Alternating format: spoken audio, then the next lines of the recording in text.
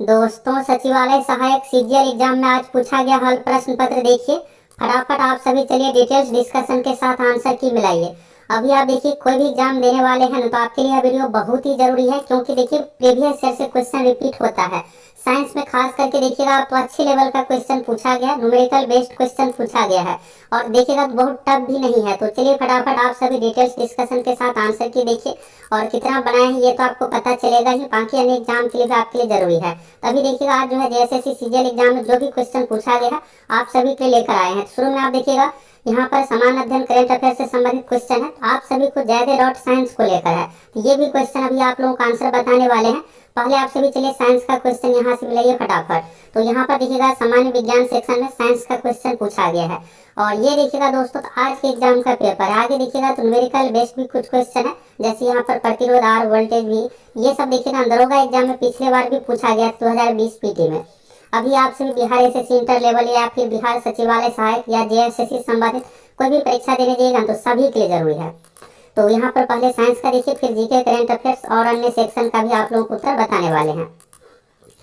पहला यहाँ पर क्वेश्चन देखिएगा, उस उपकरण का नाम बताइए जो किसी वाहन की तत्कालिक गति को मापता और प्रदर्शित करता है। देखिए यहाँ पर गति यानी स्पीड, स्पीड को मापने के लिए स्पीडोमीटर यानी स्पीडोमीटर का प्रयोग किया जाता है। ये आपका सही आंसर है। एक होता है ऑडोमीटर। देखिए ऑडोमीटर का जो प्रयोग किया जाता है ना, दूरी यानी गाड़ी द्वारा तय की गई दूरी को मापने के। इसके बाद देखिएगा यहाँ पर लैक्टोमीटर, तो दूर की शुद्धता यानी इसमें होता क्या है कि दूध का घनत्व को जनरली इसमें मापा जाता है। इससे पता चल जाता है कि दूध में कितना पानी है कितना क्रीम है।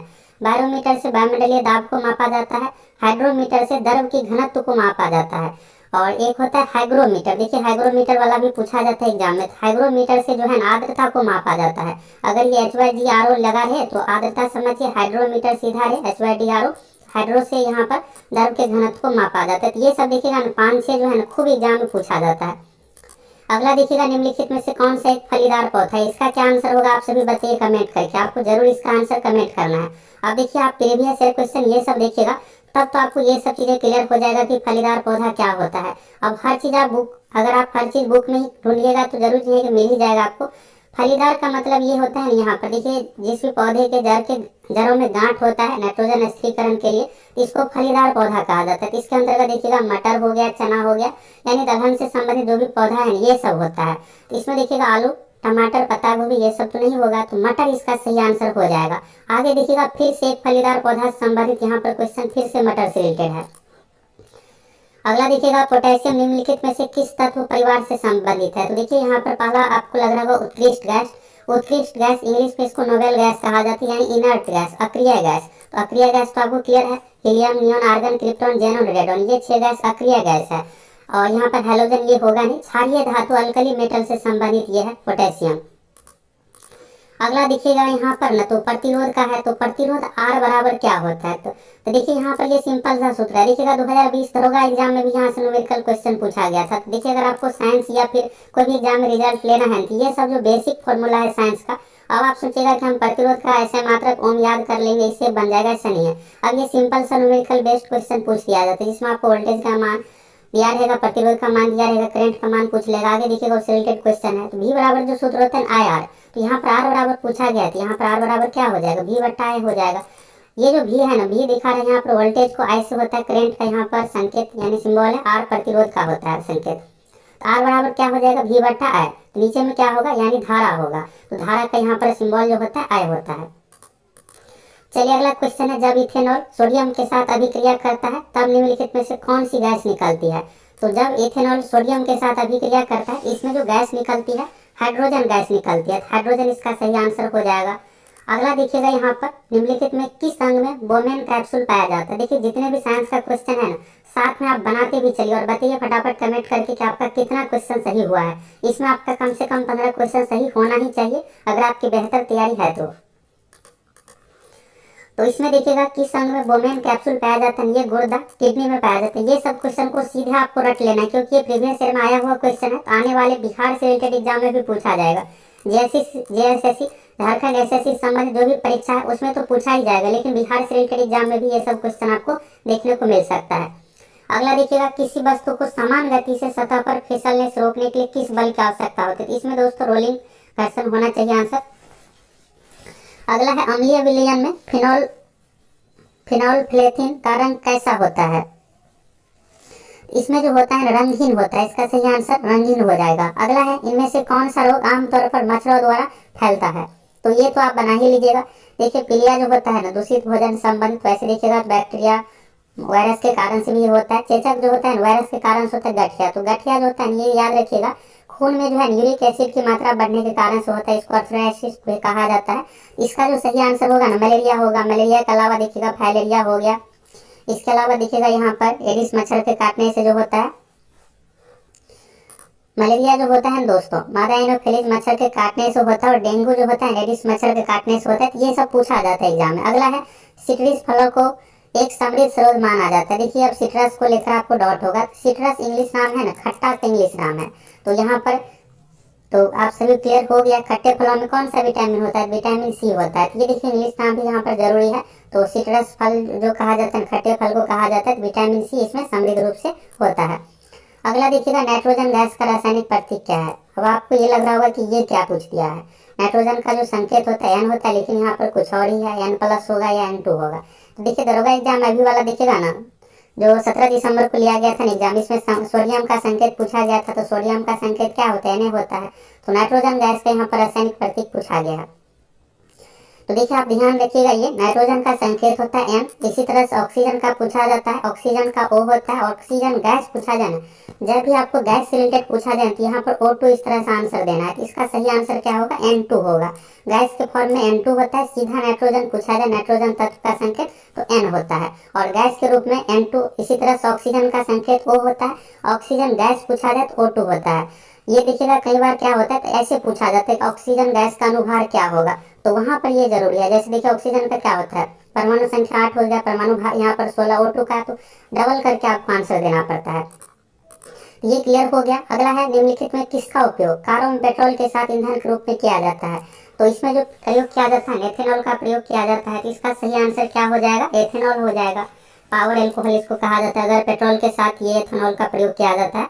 अगला यहाँ पर देखिएगा ना, क्वेश्चन एक अलग डिस्टिंक्ट प्रतिध्वनि सुनने के लिए मूल ध्वनि और प्रतिध्वनि के बीच कितने न्यूनतम समांतराल की आवश्यकता होती है? ये देखिएगा लुसेंट जी के जितने भी बुक होते हैं सभी में दिया हुआ, लेकिन दिया कैसे है?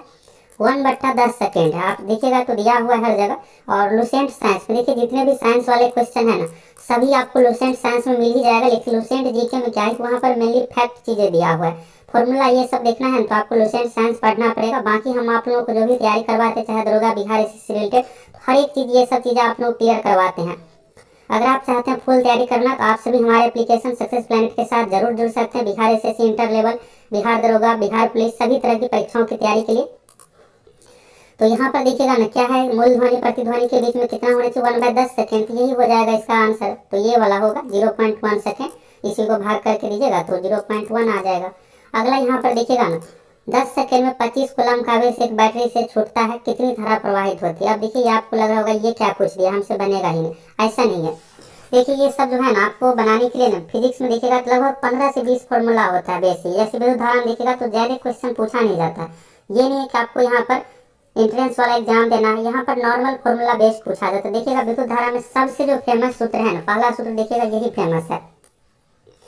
Q बराबर जो सूत्र होता है दोस्तों IT होता है। Q यहाँ पर कूलम यानी आवेश को दिखा रहा है, और I जो है ना करंट को दिखा रहा है, T जो है ना समय को दिखा रहा है। बस इस पर बैठा दीजिए आप। यहाँ पर पूछ क्या रहा है, बैटरी छूटता है कितनी धारा प्रवाहित होती है, यानी I का मान पूछ रहा है। I बराबर क्या हो जाएगा? Q/T हो जाएगा। बस इसको आप बना दीजिए, आंसर आ गया। तो Q का मान यहाँ पर देखिएगा 25 दिया हुआ है, 25 यहाँ पर दिया हुआ है, और T का मान 10 सेकेंड है। तो 25 में 10 से भाग दीजिए, 2.5 एम्पियर आ गया। करंट का जो संकेत होता है एम्पियर होता है, यानी मात्रक जो होता है एम्पियर होता है, संकेत I होता है। 2.5 एम्पियर इसका सही आंसर आ जाएगा। तो ये C ऑप्शन हो जाएगा। ये आपको टफ लगा? बिल्कुल भी टफ नहीं लगा होगा। बस ये सूत्र अगर आपको याद रहता तो आप बना लिए रहते।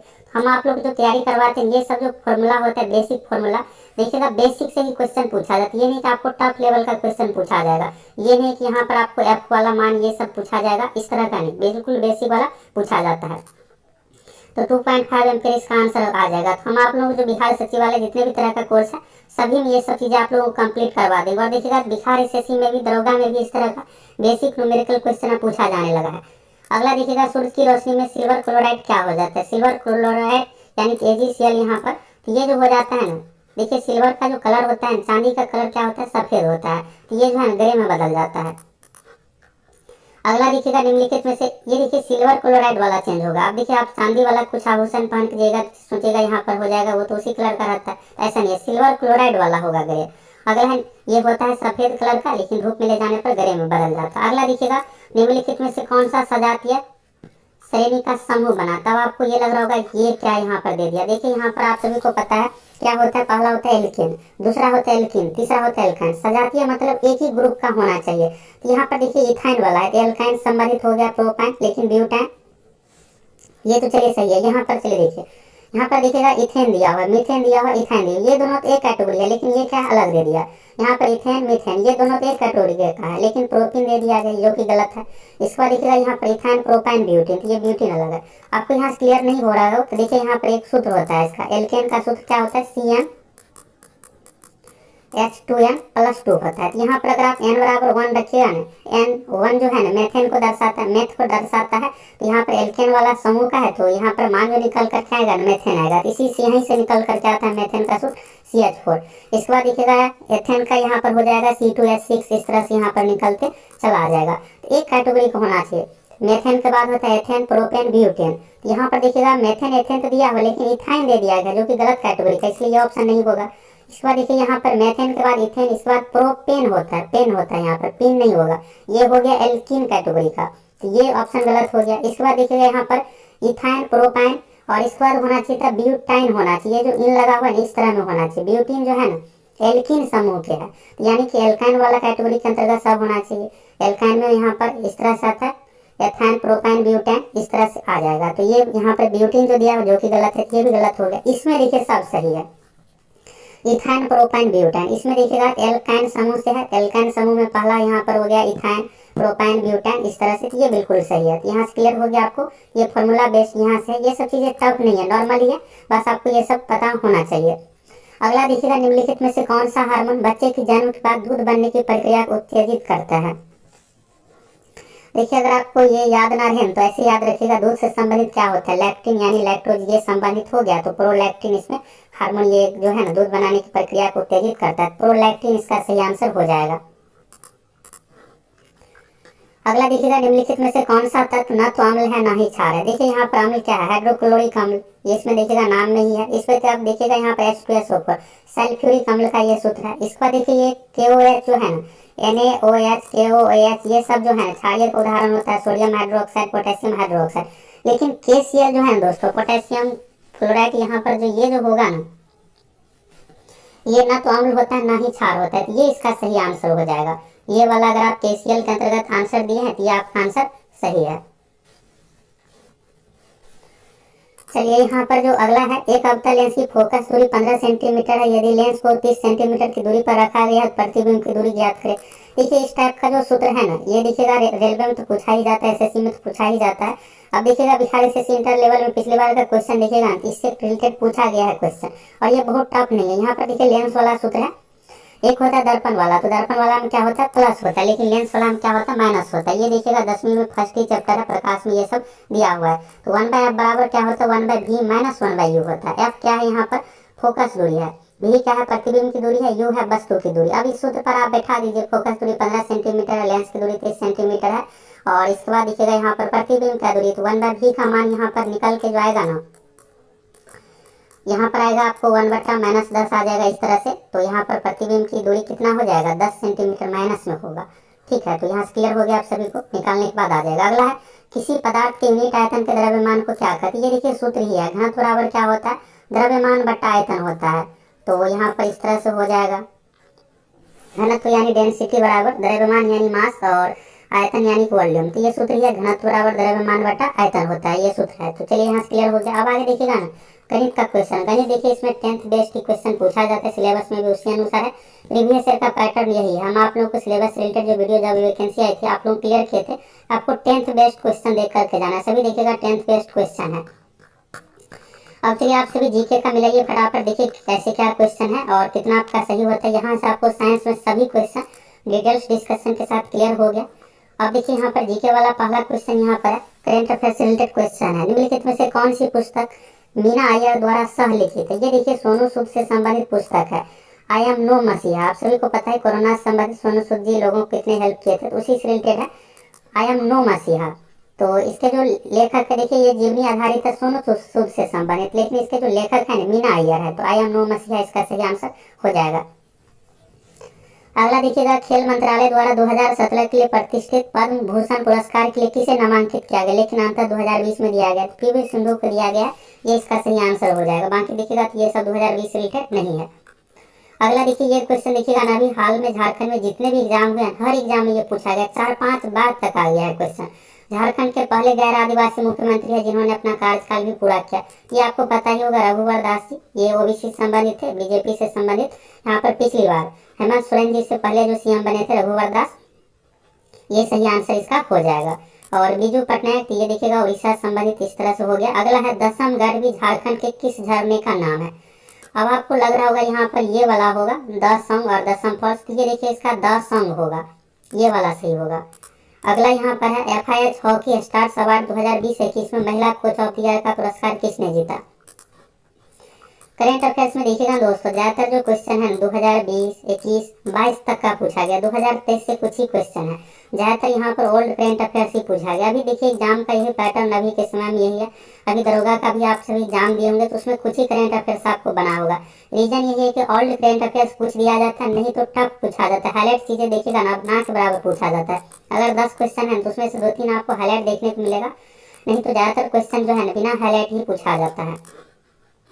तो इसमें देखिए यहाँ पर जो होता है ना, इसमें यहाँ पर गुरजीत कौर होना चाहिए, लेकिन यहाँ पर है नहीं उस अनुसार, तो यहाँ पर हो सकता है इंग्लिश में गुरजीत कौर ये सब दिया हो, तो ये हो गया। अगला देखिए, Indian bank in retrospect 75 years of independence शीर्षक पुस्तक किसने लिखी है। ये जो है डॉक्टर आशुतोष राराविकर ने लिखी है, तो इसका सही आंसर हो जाएगा। अगला है, वर्ष 2022 राष्ट्रमंडल खेलों के उद्घाटन समारोह में भारतीय दल का नेतृत्व किसने किया था। पीवी सिंधु और मनप्रीत सिंह ने किया था।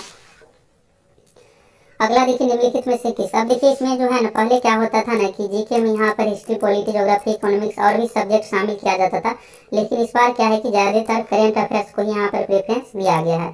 अगला देखिए, यहाँ पर निम्नलिखित में से किस हॉकी खिलाड़ी को राजीव गांधी खेल रत्न पुरस्कार से सम्मानित किया गया है। इसमें से जो हो जाएगा ना, धनराज पिल्ले हो जाएगा, हॉकी संबंधित है, ये सभी वाला नहीं होगा। अगला है, किस केंद्र शासित प्रदेश में पंचायती राज व्यवस्था मौजूद नहीं है। देखिए दिल्ली देखिएगा तो एक तरह से शहरी क्षेत्र है, और यहाँ पर देखिएगा तो नगर निगम पंचायती राज वाला व्यवस्था नहीं है, दिल्ली हो जाएगा। बाकी और देखिएगा जो भी केंद्र शासित प्रदेश है वहाँ पर पंचायती राज भी है, लेकिन दिल्ली में पूरी तरह से यहाँ पर पंचायती राज व्यवस्था नहीं है, दिल्ली इसका सही आंसर हो जाएगा। अगला देखिएगा, कजली तीज, ये तो आपको बन ही गया होगा, तीज त्योहार किस क्षेत्र में मनाया जाता है। तीज देखिएगा तो उत्तर भारत में हिंदी भाषी क्षेत्र में मनाया जाता है, तो इससे रिलेटेड देखिएगा राजस्थान है। बाकी देखिएगा मध्य प्रदेश, बिहार, उत्तर प्रदेश, इन सभी राज्यों में, झारखंड में भी मनाया जाता है। तो कर्नाटक, मेघालय, केरल, इन राज्यों में नहीं होगा। ये सब देखिएगा यहाँ पर नॉर्थ ईस्ट से संबंधित मेघालय हो गया, केरल और कर्नाटक साउथ से संबंधित हो गया, इसलिए राजस्थान इसका सही आंसर हो जाएगा। अगला है, निम्नलिखित में से कौन मणिपुरी नृत्य शैली से संबंधित है। देखिए मणिपुरी नृत्य शैली से संबंधित जो है ना, बिरजू महाराज हो जाएगा, कथक से संबंधित, ये बहुत पूछा जाएगा क्योंकि अभी हाल ही में डेथ हुआ था पिछले साल, इस कारण से ये फिर से रिपीट वाला क्वेश्चन है। तो गुरु बिपिन सिंह इसका सही आंसर हो जाएगा। अगला चलिए, यहाँ पर झारखंड में किस वृक्ष के मीठे खाने योग्य फूलों से शराब प्राप्त की जाती है। तो शराब जो प्राप्त किया जाता है ना, महुआ से, ये तो आपको पता ही होगा, तो महुआ इसका सही आंसर हो गया। अगला निम्नलिखित में से कौन सी भाषा सिक्किम में नहीं बोली जाती। देखिए आपको लग रहा होगा नेपाली, ऐसा नहीं है, नेपाली बिल्कुल यूज किया जाता है, लेप्चा, भूटिया, ये सब, बोडो नहीं होगा। चलिए अगला क्वेश्चन है यहाँ पर, गतिमान वस्तुओं के चित्रों को टेलीवाइज करने वाले पहले व्यक्ति कौन है। ये जो पहले व्यक्ति है ना, जेएल बेयर्ड, इसका सही आंसर हो जाएगा। जॉन एल बेयर्ड टेलीविजन से खोजकर्ता संबंधित। अगला देखिएगा, भारत में सार्वजनिक क्षेत्र का सबसे बड़ा बैंक कौन सा है। 15 नंबर का सही आंसर क्या होगा, आप सभी कमेंट करके बताइए। देखते हैं आप में से कौन कौन इसका आंसर सही दे पाते हैं। देखिए दोस्तों, ऑप्शन में भारतीय रिजर्व बैंक आगे है ना, तो आपको लग रहा होगा सबसे बड़ा बैंक तो रिजर्व बैंक होगा। देखिए रिजर्व बैंक जो है ना, बैंकों का एक तरह से हेड है, मुखिया है, केंद्रीयकृत बैंक है, लेकिन ये सार्वजनिक क्षेत्र का बैंक नहीं है। सार्वजनिक क्षेत्र का बैंक का मतलब होता है कि हम आप कोई भी इसमें जाके लेन देन कर सकते हैं। तो ये जो होगा ना, भारतीय स्टेट बैंक होगा, तो भारतीय स्टेट बैंक इसका सही आंसर हो जाएगा। बैंकों का हेड जो होता है ना, केंद्रीकृत बैंक भारतीय रिजर्व बैंक है, और इसमें सार्वजनिक बैंक पूछा गया यानी पब्लिक सेक्टर का बैंक तो एसबीआई है। अगला देखिएगा, निम्न में से किस वर्ष में उर्दू साहित्य के लिए साहित्य अकादमी पुरस्कार नहीं दिया गया था। तो ये देखिए टफ लेवल का क्वेश्चन है। ये सब देखिएगा प्रीवियस ईयर अगर आप बहुत बनाए हैं तो कभी आया हुआ क्वेश्चन रहता है, तो अगर याद है तो फिर बना पाइएगा। तो साहित्य अकादमी पुरस्कार का देखिएगा ना, तो इसमें ये है कि 1972, 73, 81 में नहीं मिला है। तो इसमें से क्या हो जाएगा आंसर, 1972 हो जाएगा। बाकी 76, 82, 75 में मिला है। 1973, 72, 73, 81, यानी कुछ सालों में इस बीच में देखिएगा 90 से पहले की बात करें तो ये 72, 73, 81 में नहीं मिला है। तो 1972 इसका सही आंसर हो जाएगा। अगला राष्ट्रमंडल खेल 2018 में स्वर्ण पदक जीतने वाले पहले भारतीय भाला फेंकने वाले खिलाड़ी का नाम बताएं। ये तो आपके लिए आसान है बिल्कुल, भाला फेंक से समझ, नीरज चोपड़ा जी है। ओलंपिक में देखिए गोल्ड मेडल भी मिला है, ये फेमस ही क्वेश्चन है। अगला, स्वतंत्रता के बाद भारत के अंतिम गवर्नर जनरल कौन थे। ये भी बिल्कुल नॉर्मल क्वेश्चन है, सी राजगोपालाचारी यानी चक्रवर्ती राजगोपालाचारी इसका सही आंसर हो जाएगा। अगला, निम्नलिखित में से कौन सी सबसे पुरानी भारतीय भाषा है। अब देखिए अगर ऑप्शन में संस्कृत दिया हुआ रहता है तो आप आसानी से बना लेते, इसलिए यहाँ पर संस्कृत दिया हुआ ही नहीं है। तो संस्कृत यहाँ पर भारतीय में सबसे पुरानी भाषा है। इसके बाद देखिएगा तमिल। तो वैसे दक्षिण के लोग देखिएगा तो यही मानते हैं कि तमिल सबसे पुरानी भाषा है। तो ये इसका सही आंसर जो हो जाएगा तमिल हो जाएगा। तेलुगु, तमिल, पंजाबी, हिंदी में तमिल है। हिंदी देखिएगा ना बाद का है, संस्कृत के बाद देखिएगा पाली, प्राकृत, इस तरह से, और फिर बाद में आया है हिंदी। अगला देखिएगा, महादेव गोविंद रनाडे के सदस्य थे। तो महादेव गोविंद रनाडे यानी एमजी रनाडे, तो प्रार्थना समाज, डॉक्टर आत्माराम पांडुरंग, इसके बाद महादेव गोविंद रनाडे, ये सब नाम हो गया। तो प्रार्थना समाज के संस्थापक कौन थे, महादेव गोविंद रनाडे।